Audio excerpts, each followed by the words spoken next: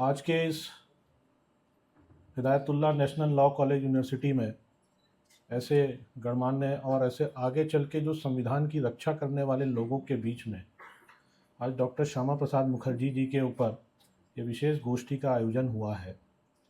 इस गोष्ठी में हमारे बीच उपस्थित हमारे भाजपा के प्रदेश के संगठन महामंत्री जो होते हैं वो पूरा समय संगठन को देते हैं, परिवार नहीं, घर नहीं, कोई व्यापार व्यवसाय नहीं करते, पूरा समय संगठन को देते हैं। ऐसे पवन भाई साहब हम सबके बीच में उपस्थित है। एक बार ताली बजा करके उनका स्वागत करना चाहिए। हमारे कैबिनेट मंत्री छत्तीसगढ़ शासन में बड़े भैया हमारे गजेंद्र यादव जी, जो कि लॉ मिनिस्टर भी हैं और शिक्षा मंत्री भी हैं। तो आज से पहले जो स्टूडेंट अभी कॉलेज आए, इससे पहले शिक्षा मंत्री के अंतर्गत ही आते थे। तो इस प्रकार से, और यहाँ पर उपस्थित हमारे इस कॉलेज के रजिस्ट्रार डॉक्टर दीपक श्रीवास्तव जी, हमारे डॉक्टर श्यामल जी जो डीन हैं, और यहाँ उपस्थित टीचर और सभी बंधुओं, जैसा कि हम सबको पता है 125वीं जयंती 6 तारीख को डॉक्टर श्यामा प्रसाद मुखर्जी जी की पूरा देश मना रहा है। और ऐसे महान विभूति को हम सब याद करें, उनको समझें, उनके जीवन चरित्रों को अगर हम एक बार विशिष्ट रूप से देखेंगे, समझेंगे, तो हमको पता चलेगा कि उनका जीवन कैसा रहा है। जब ये देश आज़ाद हुआ नहीं था, उसके पहले इस देश में राजतंत्र चलता था।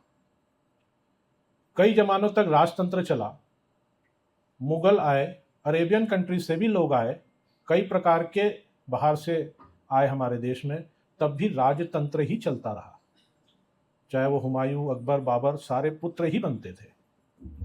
उसके बाद जब अंग्रेजों का शासन हुआ, मोटा मोटी 2 साल अंग्रेजों का शासन चला, और 200 साल तक अंग्रेजों के शासन में भी राजतंत्र खत्म नहीं हुआ था। राजतंत्र ही हमारे देश में लागू होता था। अंग्रेजों ने एक समानांतर शासन की व्यवस्था बनाई और शासन की व्यवस्था को आगे चलाते रहे, लेकिन हमारे देश में राजतंत्र लागू रहा। 1947 में जब देश आज़ाद हुआ, आज़ाद होने के बाद सबसे पहली बार एक लोकतांत्रिक सरकार इस देश में बनी थी, और वो उस देश के लोकतांत्रिक आधार पे जो हमारी सरकार बनी थी वो थे पंडित जवाहरलाल नेहरू, प्रधानमंत्री के रूप में बैठे थे। और नेहरू जी के मंत्रिमंडल में डॉक्टर श्यामा प्रसाद मुखर्जी प्रथम उद्योग मंत्री के रूप में उन्होंने वहाँ पे शपथ ली थी। पहली उद्योग नीति इस देश की बनाने का सौभाग्य अगर किसी को मिला था वो डॉक्टर श्यामा प्रसाद मुखर्जी थे। जो नेहरू मंत्रिमंडल बना था उसमें केवल 2 लोग ऐसे थे जो कांग्रेस से जुड़े हुए नहीं थे, फिर भी उनको मंत्री बनाया गया था महात्मा गांधी जी और सरदार पटेल जी के कहने पर।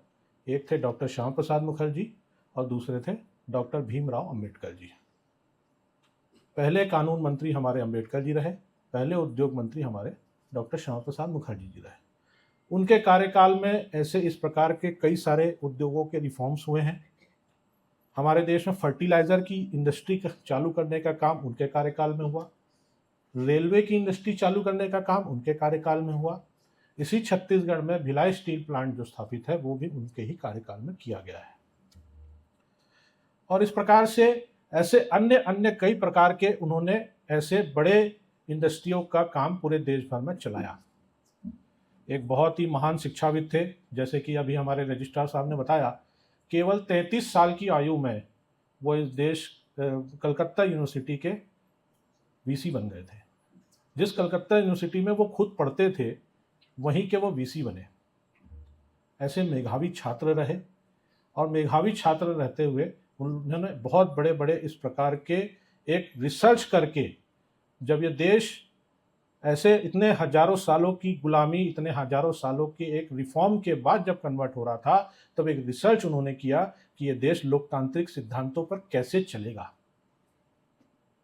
ये देश संविधान बनाएगा, वो संविधान डॉक्टर बाबा भीमराव अंबेडकर जी बनाएंगे, उस संविधान का पालन किस तरह से हो पाएगा। और इसीलिए उन्होंने कहा था इस देश में 2 विधान, 2 प्रधान, 2 निशान नहीं होने चाहिए, एक संविधान से पूरा देश चलना चाहिए। तो ऐसे संविधान की मूल्यों की कैसे रक्षा होनी चाहिए, ऐसे उन्होंने एक रिसर्च करके जिस प्रकार से इस देश को एक दिशा और दशा दी थी, उसको ये समझने का अवसर है। जब हम समझेंगे कि उन्होंने किस प्रकार से संघर्ष किया, किस प्रकार से देश के लिए संघर्ष किया, अपना व्यक्तिगत स्वार्थ छोड़ करके संघर्ष किया, तो ऐसा हमको मालूम चलेगा कि किस प्रकार से आज ये देश जिस तरीके से 170 साल के बाद आज़ादी के आज हम इतने गर्व से दुनिया में खड़े हैं। आज हमारे देश का लोकतंत्र अमर है, आज हमारे देश का एकता और अखंडता अमर चल रही है, ये उन्हीं की देन है। जब भारत आज़ाद हुआ था, हम सबको पता है, भारत का विखंडन हो गया था। धर्म के आधार पर इस देश के दो टुकड़े कर दिए गए थे, एक पाकिस्तान और एक भारत। पाकिस्तान के साथ जो आज हम बांग्लादेश देखते हैं, ये भी पाकिस्तान का हिस्सा था। और जब पाकिस्तान ने हमारे देश के ऊपर ये अलग विखंडन हुआ, तब डॉक्टर श्यामा प्रसाद मुखर्जी ने नेहरू जी से कहा कि ये देश का विभाजन धर्म के आधार पर हुआ है, तो ये बिल्कुल भी सही नहीं है। और हम सबको मालूम होना चाहिए, जब ये विभाजन हुआ था, 15 लाख ऐसे हमारे लोगों को पाकिस्तान से मार करके भेज दिया गया था। इतनी बड़ी मात्रा में नरसंहार किया गया था। तब डॉक्टर मुखर्जी ने उनके साथ, नेहरू जी के साथ ऐसे कई मुद्दों पर उनके विमर्श हुए और उनके साथ मतभेद हो गए।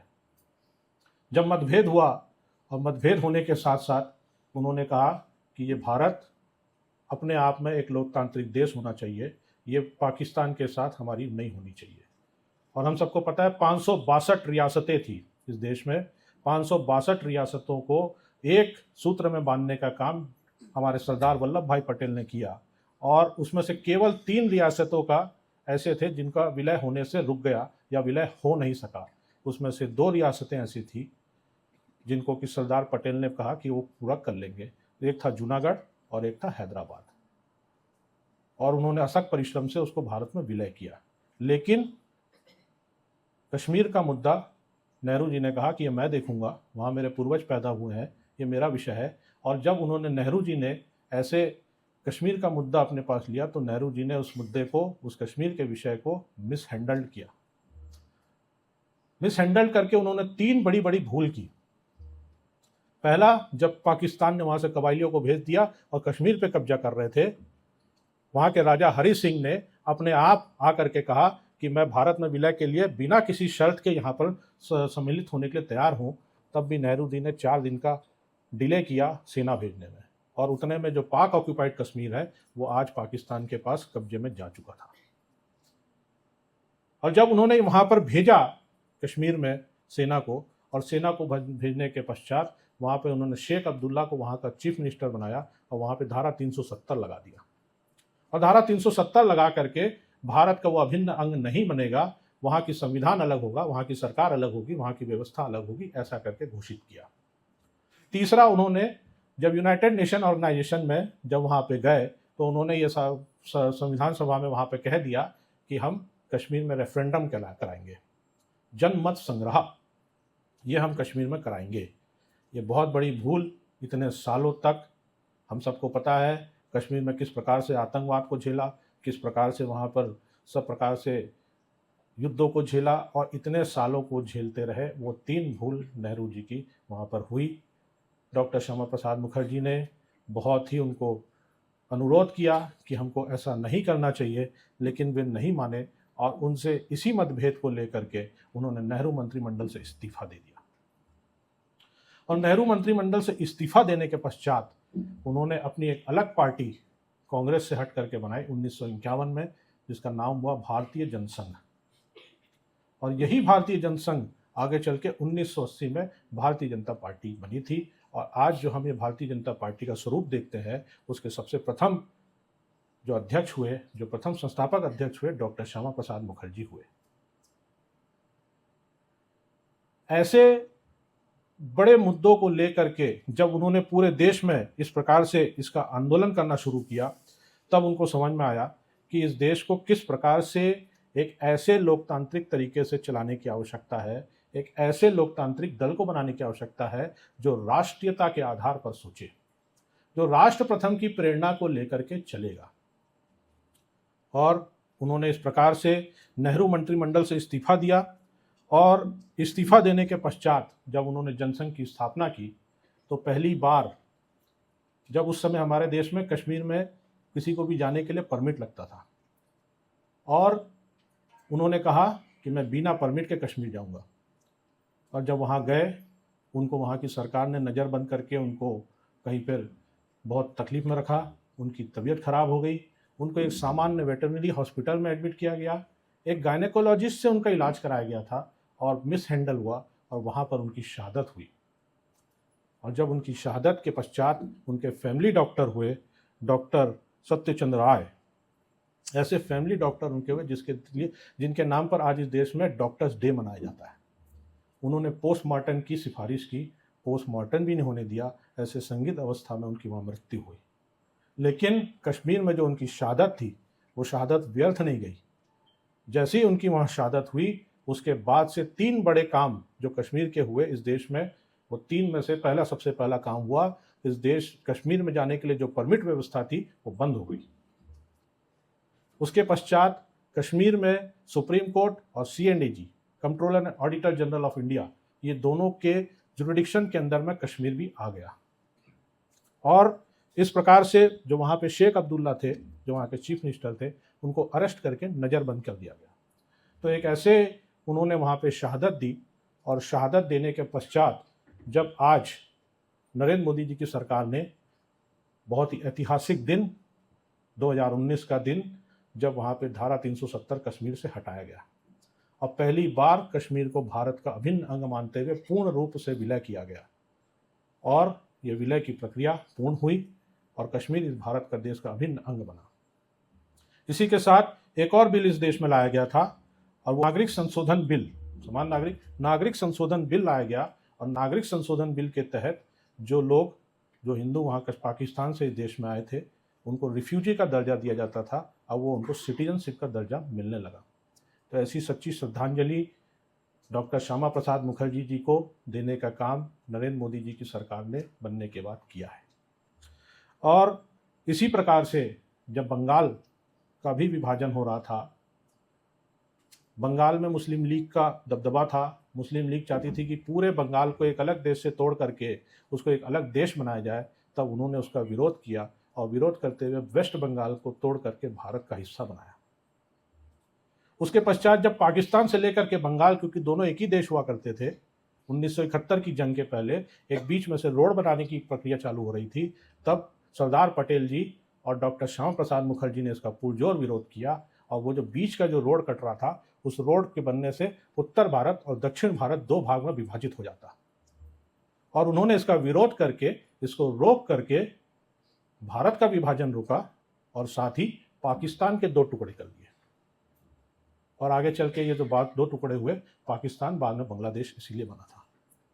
और इस प्रकार से जब डॉक्टर श्यामा प्रसाद मुखर्जी जी को हम याद करते हैं और उनके बताए हुए कार्यों को याद करते हैं, तब उन्होंने एक मंत्र दिया था, इस देश में 2 निशान, 2 प्रधान, 2 संविधान नहीं चलेंगे। एक संविधान से पूरा देश चलेगा, एक निशान जो कि तिरंगा है, इससे पूरा देश चलेगा, और एक प्रधान पूरे देश में चलेगा। इस प्रकार के ऐसे महान विभूति जिन्होंने अपने व्यक्तिगत स्वार्थ को छोड़ करके कश्मीर में जा करके शहादत दी, और आज भारत का लोकतंत्र अगर अमर है तो ये उन्हीं की वजह से अमर है। आज हम सब उनको याद करते हैं, उनके जो दिखाए हुए रास्ते हैं, उनके जो पॉलिसीज़ हैं, उसके ऊपर चलते हुए आज ये देश इतने विकसित देश की ओर हम आगे बढ़ रहे हैं। आप लोगों ने मुझे बहुत ध्यान से सुना, बहुत बहुत आप लोगों का धन्यवाद।